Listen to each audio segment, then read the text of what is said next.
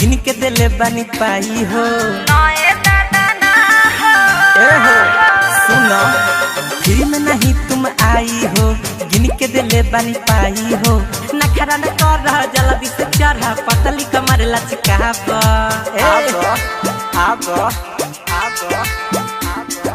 नए दादा ना हो,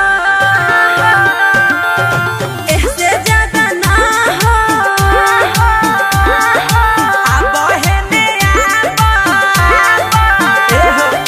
हौसे हौसा टाहब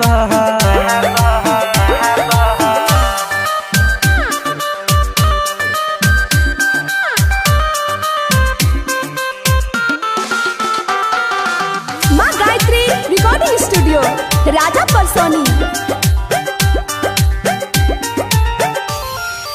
एहो आही माई का कहले बारू लगे हे ने आब, झाँप तोप कोइल का छोर ढोरी अपन देखाब।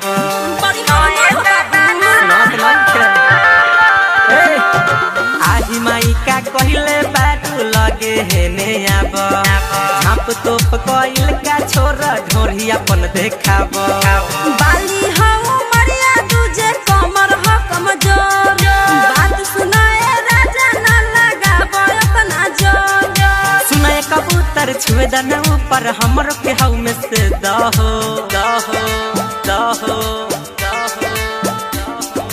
नए दादा ना हो, इससे ज्यादा ना हो।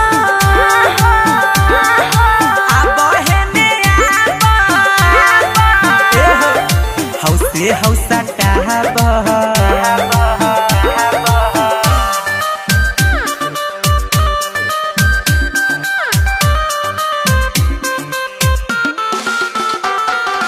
Music by Roshan Kumar.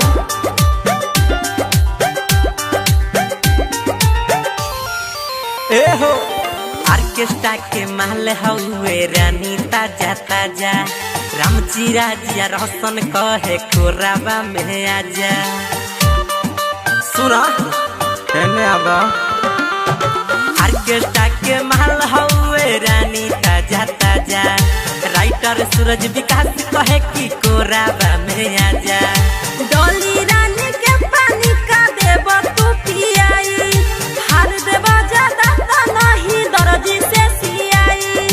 राहुल चंदन दीपक कहे हैला हाथ में धला हो हो हो। नए दादा ना हो, इससे ज्यादा ना हो।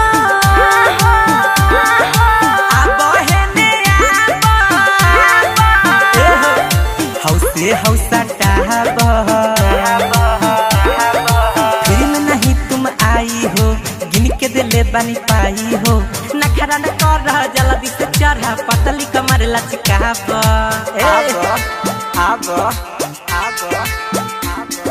नए दादा ना हो,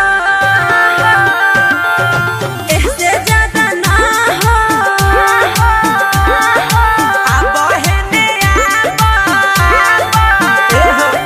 हौसे हौसा टाहब माँ गायत्री रिकॉर्डिंग स्टूडियो राजा परसोनी बाजार सीतामढ़ी बिहार।